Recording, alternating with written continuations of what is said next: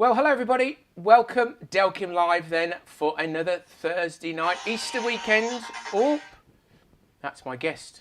Got his volume up on his phone.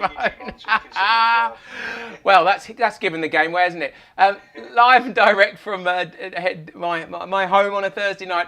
Tonight we're going to do something a little bit different. So we've got an interview with the amazing James Armstrong. We're going to chat with him, things about his fishing, about what he does, how he's got into fishing, just love life and everything. That's what we're going to talk about tonight. And if you have any questions, then please do drop them in the chat and we will put them across to him.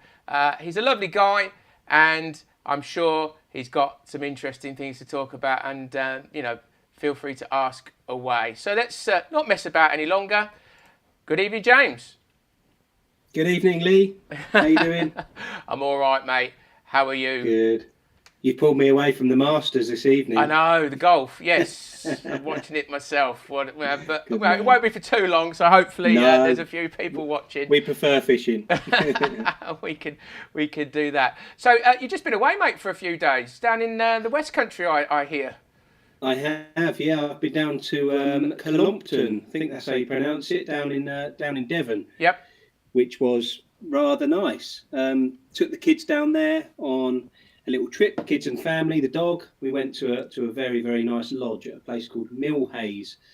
And we did loads of cool family stuff, caught loads of nice carp and a trio of 30-pounders as well. Excellent. And a nice family weekend. Absolutely, yeah. So I scored some brownie points. Excellent. Well, that's what we have to do, don't we? We have to score these brownie points or else none of us get to do anything that we want to do. Now, exactly. Mate, you've been fishing and you're obviously great following, across social media. You've made something that really others have tried and you've not necessarily got there yet. You're probably one of the very few successful influencers, shall we say, or you're certainly making a big fist of it in the fishing industry. But let's go back. Where did your love of fishing start? Where did it all begin for little James Armstrong? The love of fishing began with my dad, really. He used to take me when I was 6, 7 years old, fishing for little bits and bobs, roach, little chub, that sort of thing down the local rivers. And it developed from there, really, onto catching everything I could. And then it went on to catching the biggest fish that I possibly could. So it sort of progressed from learning as a young lad. I actually worked in a tackle shop when I was about 13, 14, not like legally working, but making cups of tea and just being around loads of great local matchmen and that sort of stuff. And I just fell in love with fishing. In my school holidays, I would strap rods to my bike down to the local river. My mum and dad would drop me off at the lakes and so on. So my dad got me into fishing. That's how it all started. Okay, so obviously you went in through the match route, just throwing a float out, doing bits and pieces. When did carp start to really enter your world? When did that big love of carp fishing start to grab you? Yeah, so the carp fishing probably grabbed me just after sort of the float fishing, bit bashing sort of stage where I just wanted to catch anything. My dad had a guy working with him called Ken. Ken's unfortunately not with us anymore, but Ken sort of helped me progress through my carp fishing. He was an avid carp angler. My dad wasn't. My dad loved fishing for everything, but he wasn't a carp angler. Ken was. And Ken took me and my dad down to his local sort of carp lake, really, back then. And I could catch him on the float. And once I'd hooked my first carp and felt the buzz of it stripping line, the bend in the rod and the fight of a carp, I wanted to catch more. He had bite alarms. I didn't. I just had a bendy old float rod from Argos.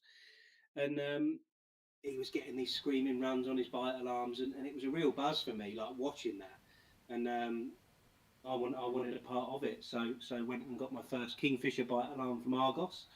And you probably know of them. Yes. And it progressed from there, really. And what sort of year are we talking about? I'm not going to reveal you. You're a younger man than me, but where are we talking then? probably would have been maybe 10, 11 years old, something like that. Okay. Carp fishing. So what's that? 90s? Yeah, I mean, I was born in '85, so Late 90s then. Yeah. So oh Yeah. yeah, you're not that much. You're not that much younger than me then, or you made me feel better then. So okay, so you've gone the route of so you've seen your father fishing, you've caught that buzz, and so how long did it realise that it was a little bit more tough than you thought to be getting this carp fishing game? Or did it come to you naturally? Did you start catching big fish straight away and it was all easy? No, not big fish straight away. I mean, I remember catching my first double from Castle Ashby.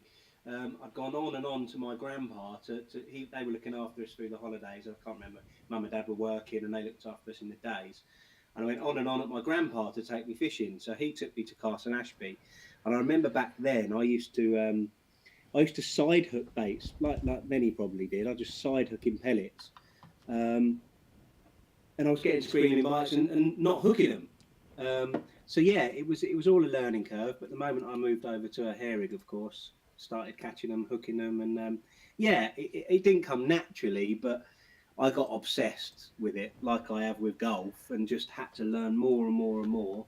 And yeah, the more I read about it, watched films, and John Wilson was on as much as I could watch of him.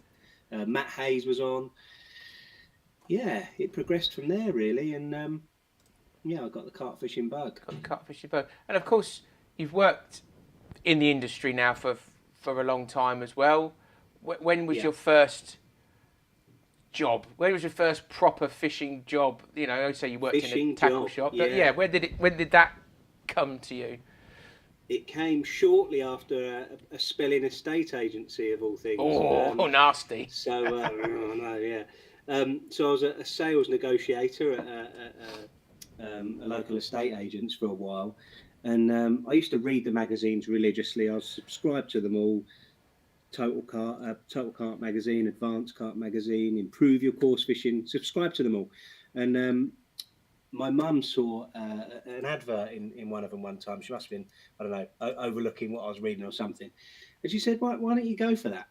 And I thought, well, I've never really used a camera, Mum. I wasn't an A-star English student. I'm not going to get a job at a magazine, but it was looking for a junior sort of editorial assistant on Total Carp magazine. But anyway, for whatever reason, I decided to apply, and I got an interview with Jim Foster. Jim was a real talented editor at the time, and I had the interview. I didn't actually get that job for Total Carp. I think Richard Stewart may have got it ahead of me. He's one of my best mates now. But Jim gave me a chance. He said, "I see me in you," what he was like back then, and decided to give me a chance. I was obviously a bit of a punisher, a bit of a motivated young kid that just was desperate to get involved. But he liked that, and Jim trained me up, and I moved on to Total Carp magazine after that. And then I was trained up. Yeah, and how long were you at Total Carp for? 5 years, 6 years probably. Just working with some great people. Met loads of people in the trade, yourself, your dad, and other people, and it was just a fantastic. I'm not saying this in a bad way. Stepping stone to progressing in my career, really. Yeah, one of the only magazines that's still going now. Really, there's only 2 or 3 that are left. It was huge back then. Yeah, of course. Magazines were the powerful thing. There wasn't social media back then.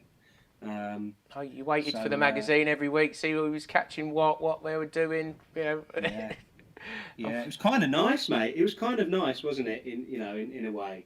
I do like a magazine. I do like holding something in my hand. There is that feel. Online magazines never quite the same as being able to flick through that page and get to where you want to get to. No, exactly. So that's where it all started. Okay, and working for Calder as well.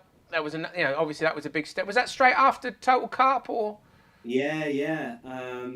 They sort of what's the word? Headhunted me, I guess. I got to know Ali Hamidi really well, Damien Clark, Dan. Tom was a young boy back then. He was a lot younger than me then. And yeah, they headhunted me into their marketing. They said, "Would you like a role at Calder, working on the website, shooting content, editing, all that sort of stuff?" Um, and they're the best, Yeah. So off I went. It wasn't, didn't take much Easy. persuasion. Yeah. But now, of course, you're doing your own thing. Well, I don't know what would you do. You call yourself an influencer? What do you call yourself in the big scheme of things? Is that fair? Yeah, I mean, I guess it's a form of it, isn't it? I mean, I like to provide content to people that helps them become a better angler. So whether you call that an influencer, I don't know, but a content creator, influencer, Yep. whatever you call it. Well, Yeah. obviously a big following and a lot of people watching your stuff, and it's good quality stuff that's coming out. And of course, you've just started your own YouTube channel as well. Why not give that a plug? We're broadcasting on there. Hello, everybody on YouTube. Hello. Yeah, that's all started as well, mate. So more free content for people. Which I'm just happier about, really. I can just bring all my content for free, and anyone can watch it wherever they want, on their telly, on their phones, whatever. And what sort of stuff are you putting on there? Why should people be signing up to your YouTube channel? Yeah, What's a different? mixture. I mean, for those that followed me, my sort of vlogs beforehand, they're now going onto YouTube for nothing, so anyone can watch them. So there'll be sort of monthly vlogs, monthly videos. For instance, that Devon trip that I've just been on, that'll be a big video all about my trip. I've got a big French one going on this Sunday, all about my French trip to Old Oaks. And there will be there's all sorts going on, mate. There'll be some studio stuff in there as well, and loads of plans. Okay, so sorry, I'm just checking that we've got some questions coming in, so I'm just making sure. If you do want to ask any questions, please put them in the chat. We'll come to them towards the end of the interview, and we'll throw whatever is like. Be a bit like This Is Your Life or whatever. I'll do my bit of Parkinson. Now, obviously, we've got you on here because you've been using the Delkim stuff for a bit now, and you do bits for us. But that came about because you like using the product. You're not somebody that just going to use any old thing, and you weren't really associated with any bite alarm. No. And we said, "Oh, do you want to give these a try?" You said, "Oh, yeah, okay, I'll give them a go." I think you were using the Foxes at the time, and that's obvious, and you had a go, but you liked them, and that was great. We thought that you would, but what is it that you like about the alarm since you've been using them? It's you've only a year or so now you've been using these. Yeah, might be over that. Now, the vibration systems, obviously the main thing, the sensitivity of them. One thing that I loved particularly on them is when I use them in the winter time, fishing for line bites. Obviously, you want your alarms to be as sensitive as possible when you're in wind line bites, because obviously if you're getting line bites, the fish are giving themselves away. If they're not jumping out, you can be fishing for liners. And you can get on them. But obviously, the other big thing is having the opportunity to do a bit of product development with you guys, as in field tests and stuff that may not be out yet. So to be able to be a bit involved with something was exciting. Yeah, it's something that we've not had before. Obviously, but I would imagine people have seen the fact that our social media has probably gone up a notch. Since we've had you involved, and you're not a member of staff. You are an independent man, but you do help us out, and we're making no bones about that. But you do it because you like the products, and that's absolutely that's how we've always worked. Is you use Delkim because you want to use Delkim. I mean, I don't just use the alarms either, do I, mate? I use the indicators as well. The slim lights I've fallen in love with. Yes, you liked them a lot, didn't you? Yeah, I mean, I'll admit it. I wasn't going to use them. No, I had to offer. Go, look, go, give them a go, mate. You did, and I was reluctant, but on a very, very windy day, I got a bit fed up with bobbing swinging around, so I decided to swap over to the slim lights, and I was sold. No more wind bites. We do keep telling people that you don't want bobbins swinging around in the wind and buying up, but there we go. So great, mate. That's good. That's good. So what else you got on the horizon, mate? What's happening? You know, you got obviously you're going to be doing lots of content for various things, but you obviously must be filling stuff up for your YouTube channel and stuff. So where are you off to in the near Yeah. future? Well, I've got my fishing, my main fishing in the UK. I'm targeting quite an interesting park lake this year with some very old carp in. Hmm. They're not there's no PBs to be had or anything like that in there, but there's some very historic, prestigious old fish. So I'm going to have a year targeting some old ones. I'm on some syndicates um, where you've got some very big carp Yeah. that go 60 plus that would smash my PB to bits. But I want to have a year fishing for the old prestigious carp. You know, they're on borrowed time, mate. The old special ones. So I think I'm going to have a year, yeah, targeting some carp with some stories to tell. Yeah. So Yeah. you know, in terms of your own fishing, Mm. you know, are you somebody that chases the numbers in terms of I want a big fish, or does it give you more of a thrill just to get that fish out of a lake where it's not many, or are you one that wants no? If I catch, I want to bag up whether they're big or small. What Yeah. tickles your fancy most of the time? It depends really. Yeah, I wouldn't say like I'm a one-trick pony bounty hunter sort of angler. I've got syndicates that have, 30, 35, 40 pounders in and 350s, which is big fish, big stock of big fish. But then on the other side of it, I've got these sort of other prestigious lakes with much lower stock, smaller carp, but much older, more characterful sort of carp. So depends how I'm feeling, mate. I like to do little missions for a couple of months at a time. That may extend if I don't succeed. But I've got various waters. I like doing a bit of everything, mate, really. I might just go floater fishing at a high stock lake in Milton Keynes for the evening and thoroughly enjoy it, catching, 12, 15 pounders. But yeah, obviously I an old 40 pounder would it tickles my fancy the most. I Yeah. suppose if you've been fishing the hard water and you haven't caught anything for ages, going somewhere where you can bag up for you gives you a bit of confidence back that you weren't doing it wrong. Yeah, mate. I think even the very best anglers, your confidence can be dented sometimes, and you question yourself if you're struggling. Yeah. Even though your rigs and your bait have caught a million times over, you do question yourself if you're struggling. Yeah. So it's nice to have backup. Okay. Backup lakes. So what's your bucket list? What or if you could fish, let's say, what's the one place you haven't fished yet that you really want to? If you only had that one opportunity and you had to choose. This wouldn't be in carp fishing. This would be fishing. I had a taste of catching arapaima last year in Thailand. And guys that follow my exploits would have seen some ridiculous fishing over in Thailand. And I did get a taste of arapaima, but obviously arapaima aren't really native to Thailand. It was mega fun fishing, but I would love to catch an arapaima in the wild, from a wild river, somewhere sort of like Bolivia or Brazil or somewhere like that, in the wild. Doing that would be pretty amazing in the jungle. Doing something. Yeah, that would be pretty awesome. That would be exciting, and I have been talking to a friend that can help me do that. So watch this space. At some point, I'm going to go and do it. Very nice, very nice. Okay, should we see what questions we got then? Let's have a look. See who wants to say. You might want to check on your page, see if anybody's gone there. But we've got a question in. Yeah, no worries. We've got Jamie Dorrell, who's on Facebook, and he's fishing Crete Lakes in France at the moment. But he wants to know, how would you approach Linear St John's? Linear St John's. Haven't been there for a long time, St John's, but I have friends that fish it regularly. And right now, I would probably be approaching it with zigs.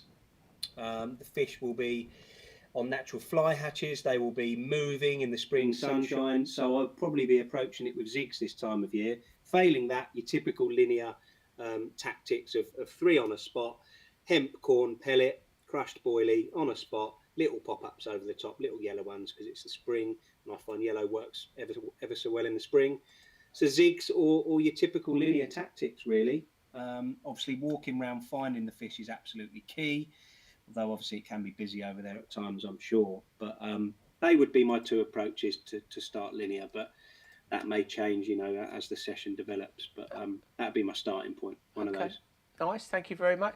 And of course, the question, if you're going somewhere new, or what you know, what's your start point? Where's your go-to method that you'll use that you know? Okay, I know this is going to be a good start point. If I don't know the water, then I'm always going to have a go at this, and this will work 9 times out of 10 until I get to learn where I am.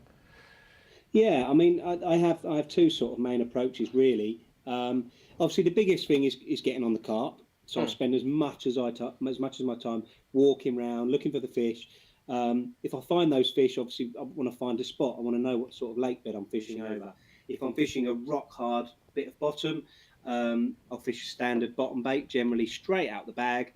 Not something that loads of people do these days, but why not match the offerings that you're feeding? So I'll fish a straight bottom bait, oily out the bag. My other presentation would generally be a pop up of some sort, on a sort of spinner presentation.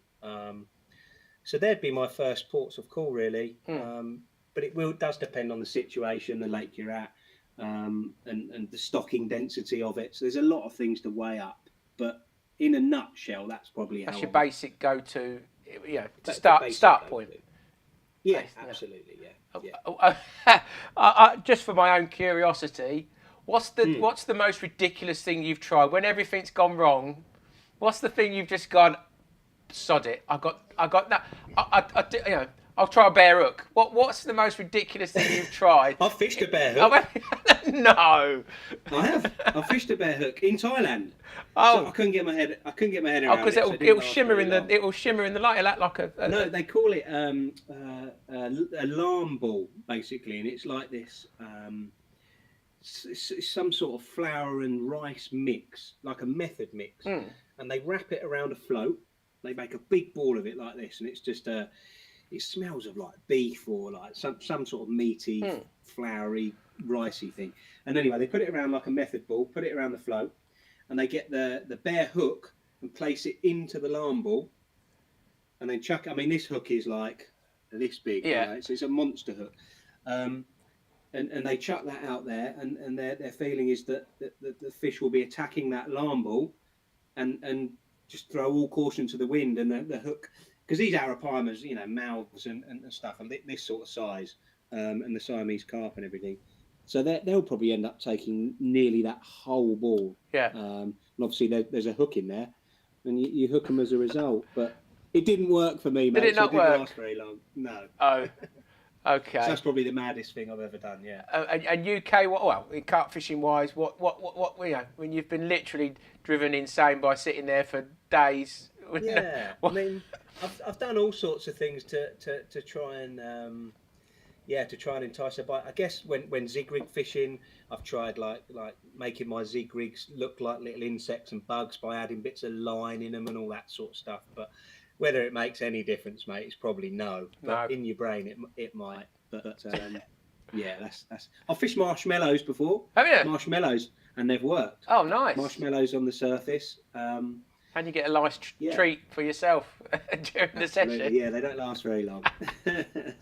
How long then does it take before you start going stir crazy? So if you're fishing a hard water, how long do you give how long can you literally mentally cope with that sitting there doing nothing but hoping that you're going to get that one or two fish in that I don't lake? know.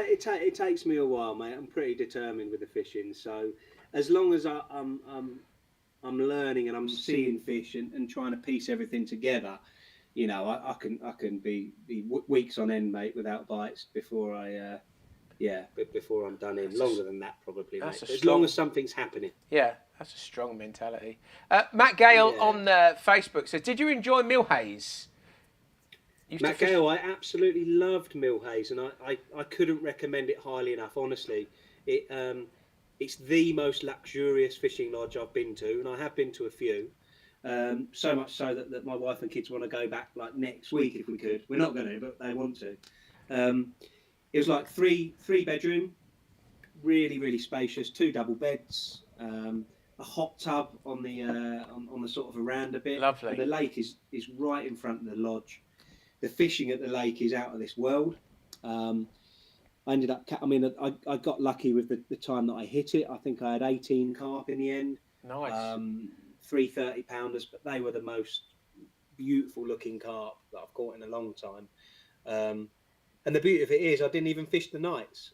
I was sort of baiting up during the night, making the most of those sort of morning feeding windows, so I could fish from sort of 6 a.m. until midday. And then we could go out and do family stuff. We went to Diggerland and that sort of stuff nearby. We'd come back. I might get a couple of hours fishing in the evening, and then do the same the next day, because the fishing was just carnage. I mean, I don't think it would always be like that. No. But it was on my session, and I could take Huxley fishing. Huxley's my lad. There's a little pond to the side of the main lake as well, that was full of sort of golden tench, rudd, perfect, sort of little carp and all of that. So he had a little whip, and he was catching he was catching decent tench up to like £3 on a whip. That brings me on to something I've always, I like to ask, or something that's very useful to people. Obviously, we've got probably people watching, or will be watching again, that might not be seasoned carp anglers, or might be new to the sport, and it's an expensive hobby. There's no two ways about it. You can absolutely rinse a fortune, but you can also do things well within a budget. And what would be your advice to people coming in?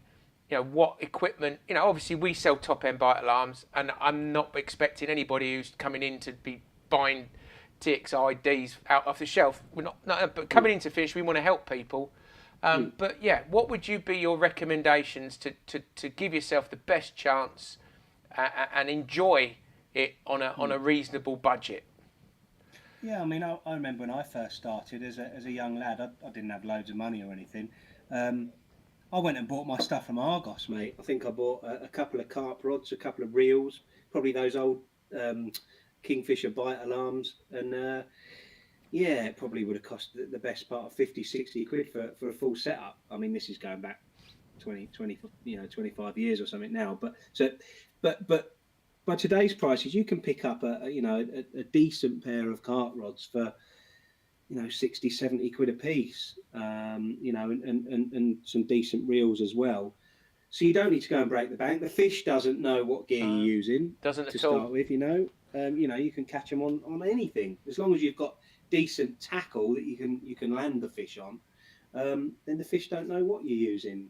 But obviously, if you want to progress in carp fishing, go a lot further, then your gear will improve. But if you're just coming into carp fishing, your angling directs, your Browns, and all that of this world, they'll sell starter carp rods. And people might be ready tied hooks and rigs. Are you confident that those would do the job now? In the old days, that used to be frowned upon, but I think now the quality of those is as good as, some people say not as good as you make yourself, but it's pretty good stuff now off the shelf, isn't it? Why wouldn't you? They probably are, mate. Some of them, the ones that I've seen. Obviously, I've seen the quarter ones mainly, but a variety of companies do them to extremely high standard now, mate. I actually know respected carp anglers, friends of mine. I won't mention them because they might not like them to, but they actually use the ready tied chod rigs. Why wouldn't you? It's time saving. Out the pack, tie them on, out they go. Yeah. So you can get an array of ready tied stuff now. So what do you think? Leaders and stuff. Yeah. Sorry, I didn't want to cut. But what do you think? If I was going to start today, what do you think is the sort of budget I would need to get going? 2 rods, everything all in. What do you think I need plus bait? Roughly. You could do it.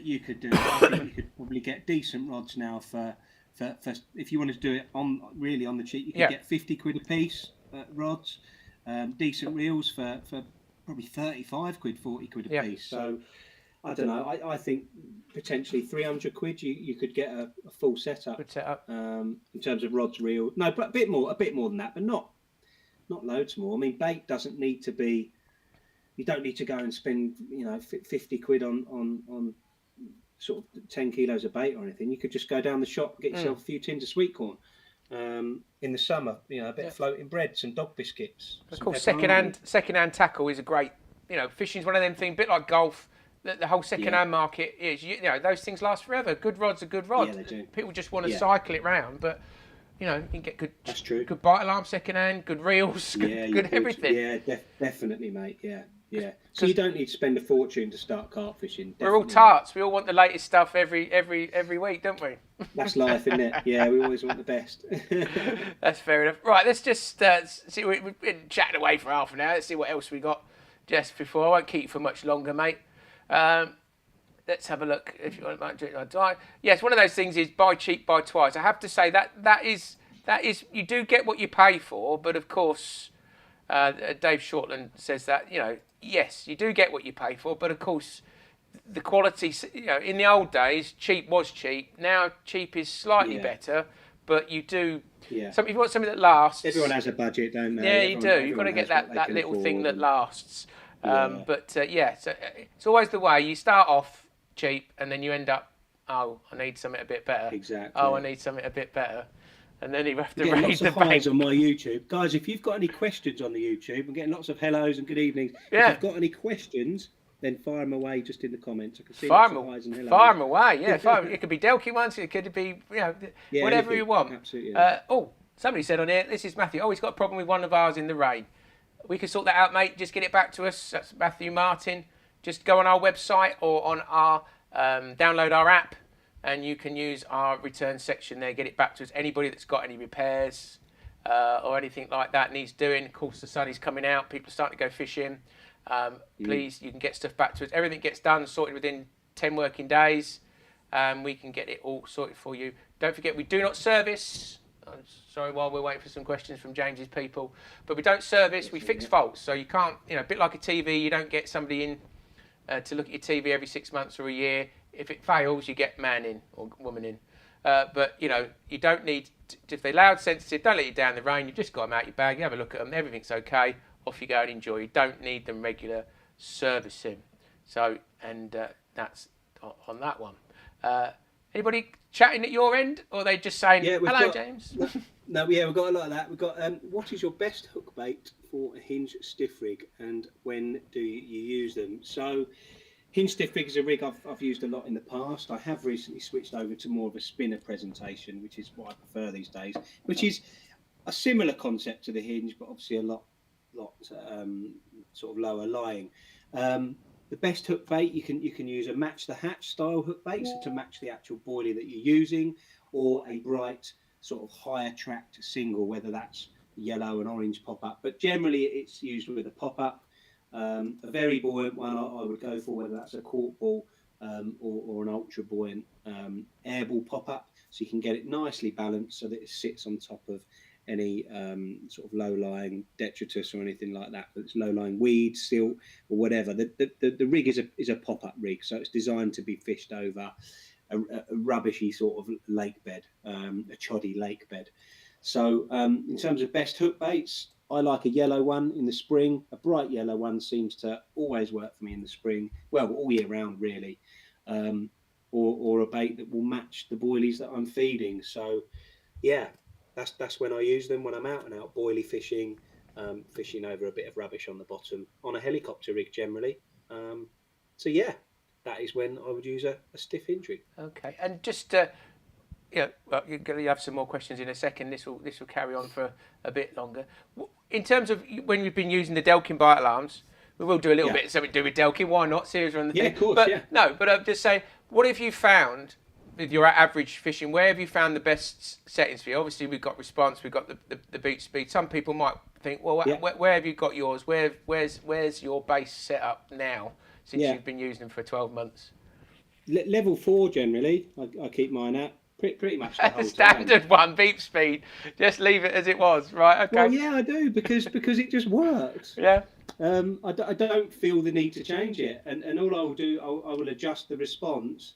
Accordingly, but that response generally stays sort of halfway. But I may adjust it depending on the conditions. But that's my standard go-to. Just out the box. Well, it's not. It's not broken, so I don't fix it. Fair enough. It works like that. Yeah. So they are my standard settings. I have it on the low warble. The very low warble. Oh dear. The lowest, yeah. Yeah. You say, oh dear. No, not many do. So I like to have it like that. Quackers. I actually, You used to call it quackers. It sounded like a duck. quackers. It just sounds like a duck, mate. I like it on the duck setting. Yeah. The LEDs I keep nice and low. I don't like them to be too bright at night. So you can have them shining like a beacon if you want. Yeah. But I like to have them on the lowest setting light so I can just see them. Do you use the stealth setting where it goes off completely on the alarms and then they go on the bobbin? I do. Yeah. Absolutely, mate. And use them in conjunction with the slim lights. So you know, when I get a bite, it's I know exactly which rod it is. And what sort of weight are you using on your slim lights in general, or do you leave no weight at all, or what? It varies really. At the moment, no weight at all. Yeah. But if I'm fishing at distance, or there's floating weed or whatever, then I will go up and add weights. So you do find you sort of adjust, you do add and take away quite a bit. Yeah, and if there's I fish big venues in France and Belgium and stuff, and if there's wave crashing into the swim and I'm fishing at distance, I want weight on them. So I haven't upgraded yet to the nights, but I will do if I need to on big venues. Yeah, I think the night lights, if you're fishing really heavy, you can only do about 20 grams on them slims. So if you want the night lights, do it to 60. Yeah, if you're fishing Cassian and Chanticott, you're going to need something weighty. Yeah, you are, yeah. That's when I'd switch over to them, mate. So that's all right. Hey, up. Oh, we've got the dog barking, sorry. That's okay. Do you want to ask a question? It sounds like he is. I've got another question for you. Go on then. Mate. I don't know if you've got any more on there. No, go on, you go. What is the most... Oh, sorry. Can I just let him out? He's just being a schmuck. Come on then, don't worry. I'll be 1 second. Shows it's live, doesn't it? In the meantime, I'm going to juggle. Of course, don't forget, if you want to download the Delkim app, please do so. That's got all our bits and pieces on there. It's got quick guides, it's got videos, it's got all the information. Get spares, do all your repairs. I always say every week, please download the app. It's free. It's a great bit of content, all for you guys who are Delkim lovers. And now he's back. The dog's out. You can finish asking questions. I've used that app, Lee. Oh, well done. I've used that app at the start when I first got them, mate. I don't need to know how to use them, but I did use it as a guide. And, Good. It was simple to use. Very helpful. Go on then. You had a question. So, just about the most unique place / venue that you have ever fished. Lake Bled. Oh, yeah, that was hands down. Yeah, I saw you there. It was... it's very hard to describe the feeling I got when I set foot there. It was just a feeling of calmness about it. It's so hard to describe. You have to go there to feel it. And the carp, they show themselves. You've obviously got that beautiful big church in the middle of it. It's just a lovely atmosphere. The members of the public are walking around constantly all day, but really polite, lovely people that want to know what you're doing. They're generally interested. And the carp in there are just out of this world. It's gin clear. There's people swimming in the lake. It's like I don't know. It's my perfect place for carp fishing. Really, I can't describe what it's like. And how many did you have out of there? You had a few, didn't you? Yeah, I think I caught 5. I think I caught 5 in the end. I went a bit early. I went in early April time, and it's a deep lake. I just think it was a week or two from waking up properly. So I think if I go next time, I'm going to go in the autumn next time. Okay. Or in the middle of summer, when it's... Well, that would be much better for everybody, wouldn't it? Yeah. Middle of summer's better for everybody. I've got one here for Richard Shortland. He just says, do you think now Ronnie is better than an IQD on a clay bed? Not much... Well, it says not much chod, or would it just be the situation? Yeah, I mean, if the lake bed is clear and it's nice and hard, so if it is clay, it will be pretty hard. I like to fish on the bottom, generally. So I would be going for the IQD if it's rock hard. If there's a little bit of rubbish on the bottom, then switch over to the spinner. But yeah, rock hard bottoms on trickier lakes. I like to fish on the bottom where the fish are feeding. Yeah, try and match my offerings. Yeah, you can see that in what you're saying. Get it. You want it on the bottom. It's what they eat. It's what they're feeding on. As a general, you will get bites on spinners, on hard lake beds, on pop-ups. But if you're fishing for wary carp, then fishing on the bottom where they're feeding, that's generally what I would do. But That's being general. All right, that's fair enough. Yeah. Anything more on your end? Question wise, That's it, mate.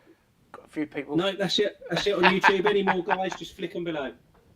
Well, we go chew the fat for hours. So we got golf to go and watch, mate. It's very important. It's Masters weekend. It's on in the background. He's got his eyes on it. So I do appreciate you coming on and spending a bit of your time with us. I hope it's been useful for and interesting for people that are watching. Obviously, you'll be able to watch it again in full. It will be there for everybody to see forever and a day. But I appreciate your time, James. Thank you very much. Thank you, mate. Have a good one. Enjoy your Easter. Yep, and you. Cheers, And Lee. good. And I'd like to say good night to everybody. Thank you for watching. And again, if you're out fishing, have fun, enjoy the chocolate, and we'll see you in a couple of weeks' time. Cheers.